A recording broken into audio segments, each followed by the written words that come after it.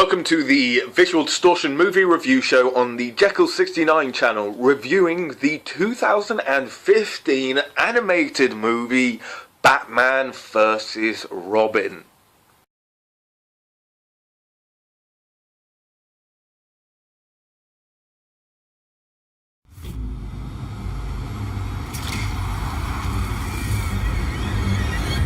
Half a mind to report you for Grand Theft Auto. I'd like to hear that call.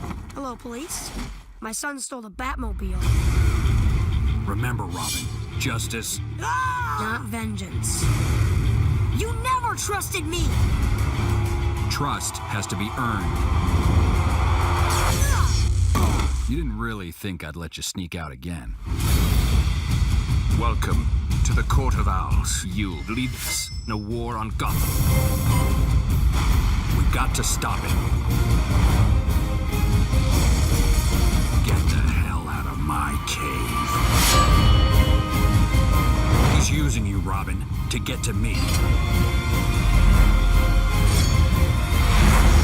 The choice you make tonight will define you for the rest of your life. Where are you going? Out. What about me? I got you a sitter.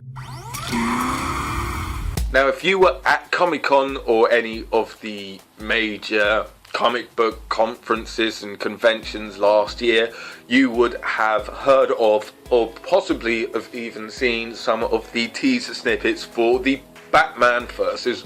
Robin animation film that came out this year, and it is a follow-up to The Son of Batman. Over the last few years, the DC cartoon films have really started to come together. They've really started to gel together. They've started to put them together rather than making one-stand animation movies. They've kind of started to really bring it in together.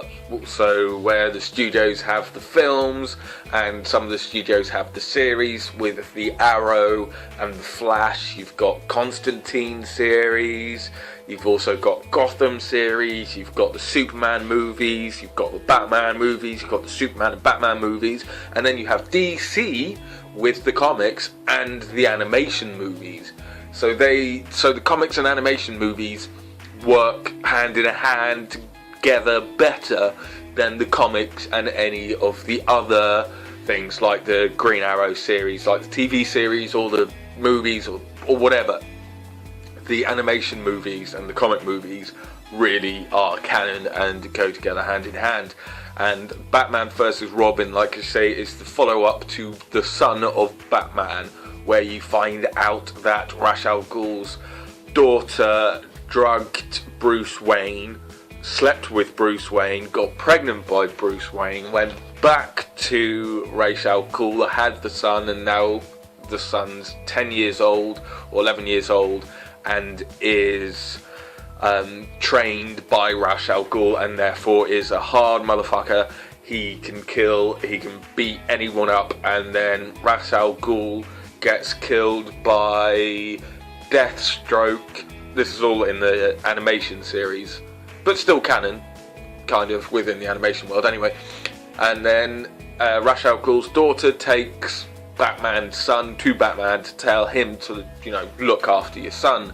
So he starts training him, and the son, Batman's son, kicks everyone's ass except for Batman's and Robin's. They both kick his ass outright.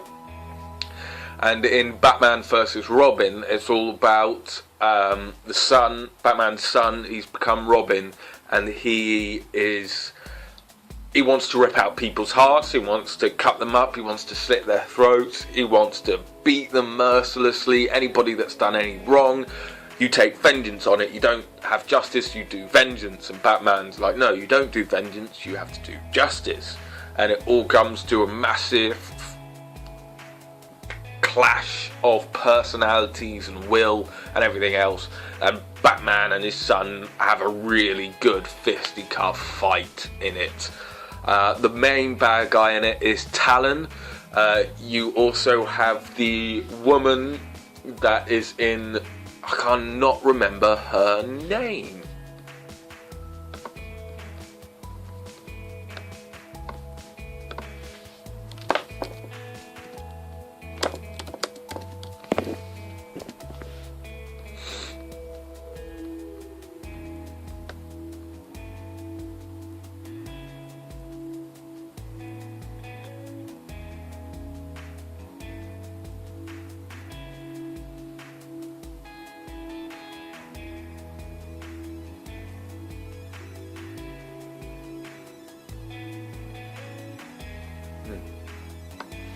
I know her first name is Samantha, but I can't remember the family name, which is terrible.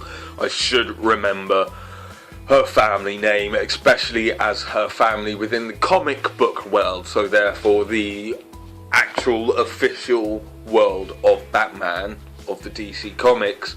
Her father was the one that helped Bruce Wayne's dad, Thomas Wayne, create the serum that was supposed to stop people being violent, but took it too far. And it's actually Thomas Wayne is the reason why you have the Joker and why you have Harley Quinn and you have the Croc and all these people that are slightly mad. It's because Thomas Wayne, released this chemical into the water supply that was supposed to make everybody good. And it backfired, and his son's got to clear up the sins of his father, and that is something that they don't really go into. They kind of go into it a little bit with Talon and the whole underground society of rich people. They do go into a lot more detail and a lot more lore about the Batman world, and if you are a huge Batman fan and DC fan, then Batman vs. Robin, just like Batman Under the Red Hood and some of the other cartoons such as Mask of the Phantom, these are films that you should definitely watch if you are a Batman fan, so that you just know more about the history and more about what makes Batman and Bruce Wayne as well, especially with the Mask of Phantasm, I think it is, especially with that one where you see a lot more Bruce Wayne than you do Batman, whereas in the more recent ones such as Batman Returns Part 1 and 2, that's all about Batman when he's 60 and 70 and coming out of retirement because he has to. Whereas this one, it's kind of flashed back to when he's 40, 50. The only trouble DC has with Batman, Superman and a lot of their characters is the fact that they keep changing their storylines. They keep mixing them up, they keep mixing and matching, and they make this one huge universe, which was never one huge universe. Whereas Marvel created Iron Man, Thor, Captain America, Hulk and everything, and managed to blend them all really smoothly and seamlessly into each other. DC, I don't think, really managed to do it that well with Superman, Batman, the Green Arrow, because they're all huge characters. They've started to get a lot better, especially since Smallville series started, and well, that ended, I think, it started about 15 years ago, maybe ended about 5 years ago max. So since about 15 years ago, DC have really started to home in all their characters' backstories, what they want to do with their characters, and mixing the characters together and creating this massive universe. They've really started to home in on it a lot more, and the animated series is just more of the lore of which films such as Batman vs. Superman, The Dawn of Justice and all its sequels will be able to reference from and get information from and new storylines from. So Batman vs. Robin, along with The Son of Batman and the Mask of the Phantom and Under the Red Hood, all these films should be watched by a true Batman fan or someone who thinks they are. And if you haven't watched these movies, then you're not. You need to watch them.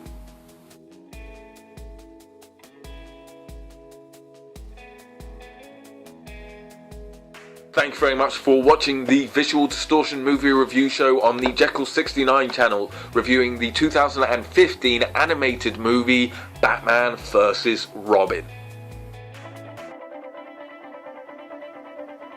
This is the Jeccles 69 channel where interesting shit happens every day, so remember to subscribe and comment to our channel for interesting shit to do with the world of technology, hits on Twitter, film reviews, my life with Android and Kickstarter. Thanks for watching and remember to subscribe and comment, and until next time, keep your shit interesting.